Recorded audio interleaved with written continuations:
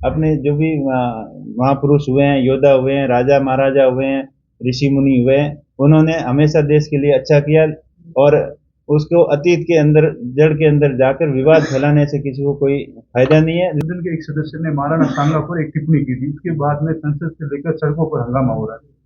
बिल्कुल, ये वैसे अतीत के अंदर जाना कोई फायदा नहीं है। अपने जो भी महापुरुष हुए हैं, योद्धा हुए हैं, राजा महाराजा हुए हैं, ऋषि मुनि हुए हैं, उन्होंने हमेशा देश के लिए अच्छा किया और उसको अतीत के अंदर, जड़ के अंदर जाकर विवाद फैलाने से किसी को कोई फायदा नहीं है। लेकिन बीजेपी की यही नीति रही है कि गड्ढे मुर्दों को उखाड़ना और अतीत में जाकर अतीत को कोसना और एक सांप्रदायिक भावना को, दुर्भावना फैलाना, हिंदू मुस्लिम के दंगे करवाना, जातीय द्वेष फैलाना, ये उनकी पॉलिसी रही है और इसी पॉलिसी से ये आज तक सत्ता में आए हुए हैं। तो अब धीरे धीरे जैसे जनता जागरूक हो रही है, तो ये नए नए ऐसे मुद्दे लेके आ रहे हैं देश की जनता का ध्यान भटकाने के लिए। आज देश के अंदर रोजगार की जरूरत है, बेरोजगार युवाओं को रोजगार की जरूरत है, महंगाई कम करने की जरूरत है, इंडस्ट्रियल डेवलपमेंट करने की जरूरत है, देश के अंदर बड़ी परियोजनाएं जैसे कृषि क्षेत्र के अंदर लाने की जरूरत है, किसान को आत्मनिर्भर बनाने की जरूरत है, शिक्षा के अंदर आमूल चूल परिवर्तन करने की जरूरत है। अब नई शिक्षा नीति तो कह रहे हैं लेके आ रहे हैं, नए यूनिवर्सिटी खोल रहे हैं, नए मेडिकल कॉलेज खोल रहे हैं, वैकेंसियां बढ़ा रहे हैं, लेकिन वर्तमान स्थिति के अंदर जो भी मेडिकल कॉलेज हैं, जो भी स्कूल हैं, जो भी यूनिवर्सिटी है, उसके अंदर पर्याप्त स्टाफ बिल्कुल नहीं है।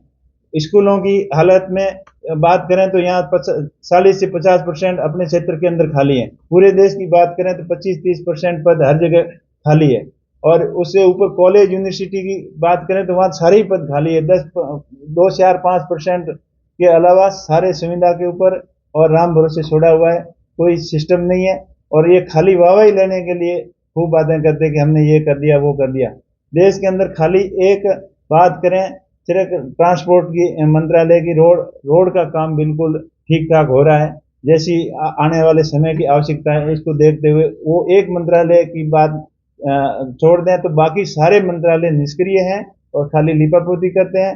बजट के अंदर जो भी घोषणा करते हैं उसके ऊपर बिल्कुल चर्चा नहीं करते हैं, कितना बजट खर्च हुआ, किसके ऊपर कितना किया, कहाँ कटौती की, उसके ऊपर चर्चा का नाम नहीं लेते हैं।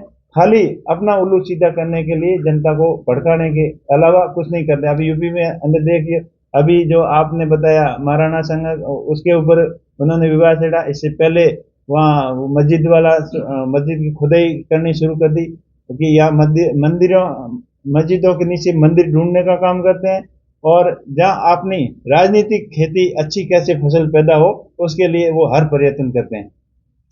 प्रधानमंत्री जी भी विदेश में ही थे, आए और एकदम चुपचाप अंदर आके, किसी को इन्फॉर्मेशन भी नहीं थी, विपक्ष को कोई पता ही नहीं था, आके बोल गए। वो तो सत्ता पक्ष तो जब मर्जी आए, चाहे प्रधानमंत्री जी हो, चाहे बड़े मंत्री जी हो, चाहे सत्ता पक्ष का कोई भी मेंबर ऑफ पार्लियामेंट हो, वो जब मर्जी चाहे बोल सकता है। तो लीडर ऑफ अपोजिशन अगर अपना विचार व्यक्त करता है तो उनको कहाँ तकलीफ है? ये बिल्कुल उनकी मनमानी है और उनका कहना गलत है।